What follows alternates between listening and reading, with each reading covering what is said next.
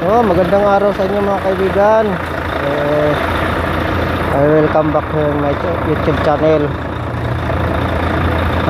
Papakita ko lang sa inyo kung gaano kainit ang Saudi. Dito, tingnan nyo.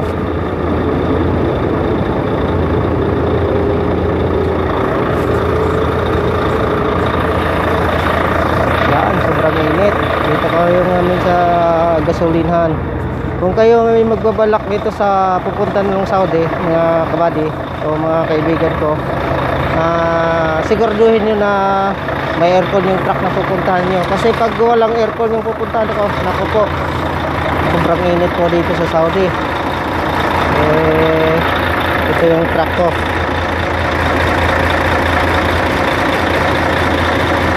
Yan yung truck ko mga kaibigan.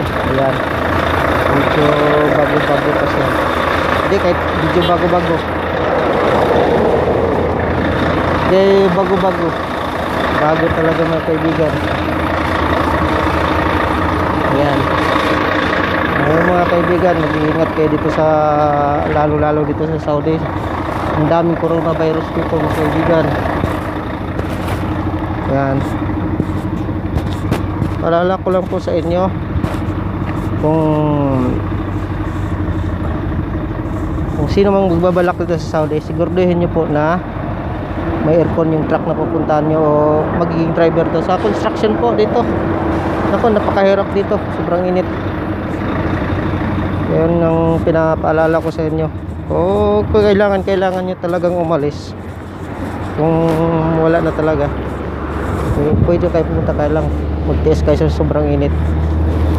Ito mga kaibigan ko, ito yung Saudi talaga mga kaibigan. Ito yung kalsada nila.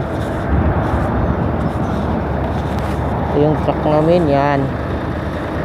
Sobrang init ito kayo kaibigan. Nagluluto yung kasama ko. Share ko lang po sa inyo kung anong buhay ng Saudi driver. Ito, sobrang init. Yan. Kung bago lang po kayo dito sa YouTube channel ko, please click the bell button and please like and subscribe. Thank you mga kaibigan. Bye bye. Ingat kayo dito sa Saudi.